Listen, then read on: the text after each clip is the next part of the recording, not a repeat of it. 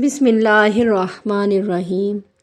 حضرت سیدنا عمر فاروق اعظم رضی اللہ تعالی عنہ رسول اکرم صلی اللہ علیہ وآلہ وسلم کے محبوب صحابہ میں سے ہیں اور بارگاہ الہی میں آپ رضی اللہ تعالی عنہ کے تمام تر افعال مقبول ہیں، اس حد تک کہ جب ابتدا میں حضرت عمر رضی اللہ تعالی عنہ مشرف با اسلام ہوئے تو حضرت جبرائیل علیہ السلام نے رسول خدا صلی اللہ علیہ وآلہ وسلم کی بارگاہ میں حاضر ہو کر عرض کیا، اے سید عالم صلی اللہ علیہ وآلہ وسلم، آسمان والے آج حضرت عمر رضی اللہ تعالی عنہ کے مشرف با اسلام ہونے پر آپ کو مبارکباد دیتے ہیں۔ حضرت عمر رضی اللہ تعالی عنہ نے ارشاد فرمایا، بدوں کی ہم نشینی سے گوشہ نشینی میں راحت اور سکون ہے۔ عزلت یعنی گوشہ نشینی دو طریقے سے ہوتی ہے، ایک خلقت سے کنارہ کشی کرنے سے اور دوسرے ان سے تعلق قطع کرنے سے، یعنی اعراض عن الخلق۔ خلقت سے کنارہ کشی کی صورت یہ ہے کہ بندہ ان سے منہ موڑ کر خلوت میں بیٹھ جائے اور ظاہری طور پر ہم نشینوں کی صحبت سے بیزار ہو جائے اور اپنے اعمال کے عیب دیکھنے سے خود میں آرام ملے اور لوگوں کے ملنے جلنے سے خود کو بچائے اور اپنی برائیوں سے ان کو محفوظ رکھے۔ مگر خلقت سے تعلق قطع کرنے کی صورت یہ ہے کہ دل کی یہ کیفیت ہو کہ وہ ظاہر سے کوئی واسطہ نہ رکھے۔ جب کسی کا دل خلقت سے منقطع ہو گیا تو کسی مخلوق کا یہ خدشہ و اندیشہ نہیں رہتا کہ ان کا خیال اس کے دل پر غلبہ پا سکے، تو اس وقت یہ شخص اگرچہ خلقت کے درمیان ہوتا ہے لیکن حقیقت میں جدا ہوتا ہے اور اس کے ارادے ان سے منفرد ہوتے ہیں۔ یہ درجہ بہت بلند اور بعید از خطرات ہے، یہی سیدھی روش ہے اور اس مقام پر سیدنا عمر فاروق اعظم رضی اللہ تعالی عنہ فائز تھے۔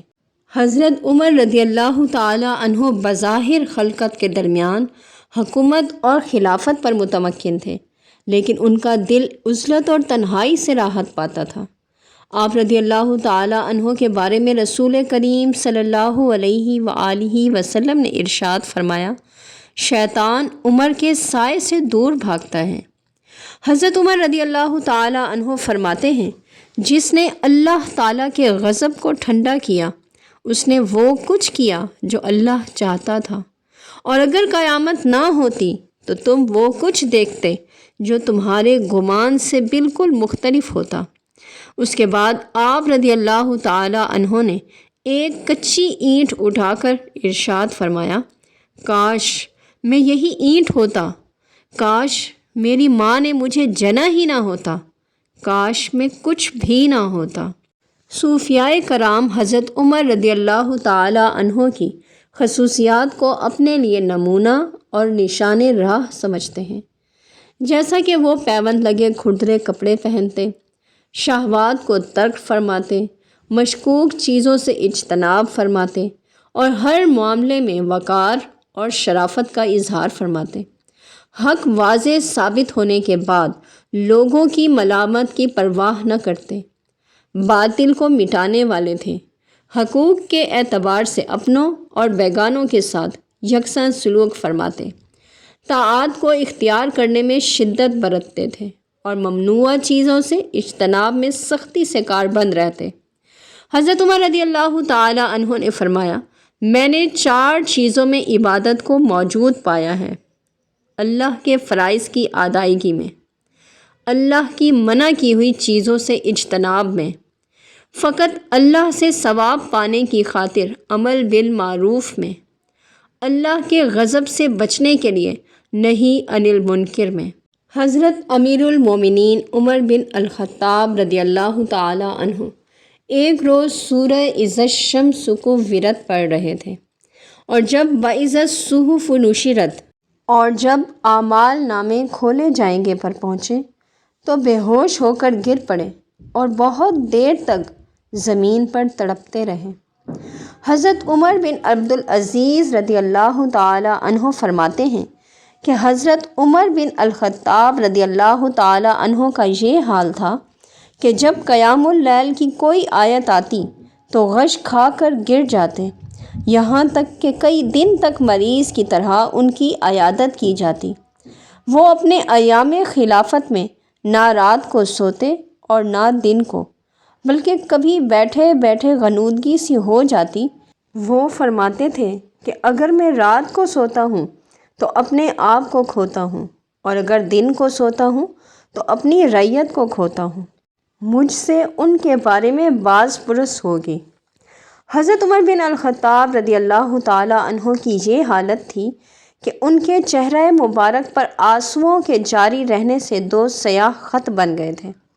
امیر المومنین حضرت عمر فاروق اعظم رضی اللہ تعالی عنہ فرماتے تھے کہ ہم حلال کے 9 حصے چھوڑتے تھے کہ کہیں حرام کے ایک حصے میں گرفتار نہ ہو جائیں۔ حضرت زید بن اسلم رضی اللہ تعالی عنہ سے حضرت فاروق اعظم رضی اللہ تعالی عنہ کے بارے میں روایت ہے کہ ایک رات حضرت عمر رضی اللہ تعالی عنہ عوام کی خدمت کے لیے رات کو نکلے تو آپ رضی اللہ تعالی عنہ نے ایک گھر میں دیکھا کہ چراغ جل رہا ہے اور ایک بوڑھی خاتون اون کاٹتے ہوئے یہ اشعار پڑھ رہی ہے کہ حضرت محمد صلی اللہ علیہ وآلہ وسلم پر اللہ کے تمام ماننے والوں کی طرف سے سلام ہو اور تمام پاک باز متقین کی طرف سے بھی۔ آپ راتوں کو اللہ کی یاد میں کثیر قیام اور سحری کے وقت آنسو بہانے والے تھے۔ ہائے افسوس، اسباب موت متعدد ہیں، کاش مجھے یقین ہو جائے کہ روز قیامت مجھے میرے حبیب کا وصال نصیب ہو سکے گا۔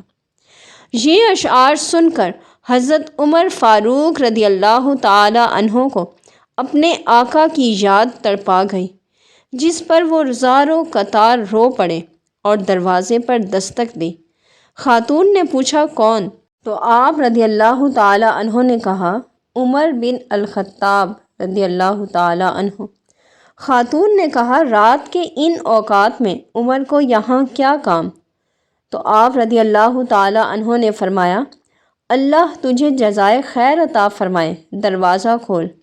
اس نے دروازہ کھولا، آپ اندر بیٹھ گئے اور کہا کہ جو اشعار تو پڑھ رہی تھی ان کو دوبارہ پڑھ۔ اس نے جب دوبارہ اشعار پڑھے تو آپ کہنے لگے کہ اس مسعود اور مبارک شعر میں مجھے بھی اپنے ساتھ شامل کرتے ہوئے کہے کاش ہم دونوں کو آخرت میں حضور صلی اللہ علیہ وآلہ وسلم کی ملاقات نصیب ہو، اور اے معاف کرنے والے عمر کو معاف کر دے۔ بقول قاضی سلیمان منصور پوری، حضرت عمر فاروق اعظم رضی اللہ تعالی عنہ اس واقعے کے بعد چند دن تک صاحب فراش رہے۔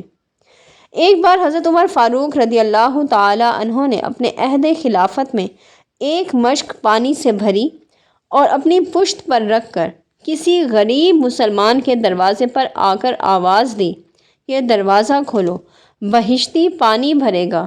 لوگوں نے عرض کیا یا امیر المومنین رضی اللہ تعالی عنہ، یہ آپ کیا کر رہے ہیں؟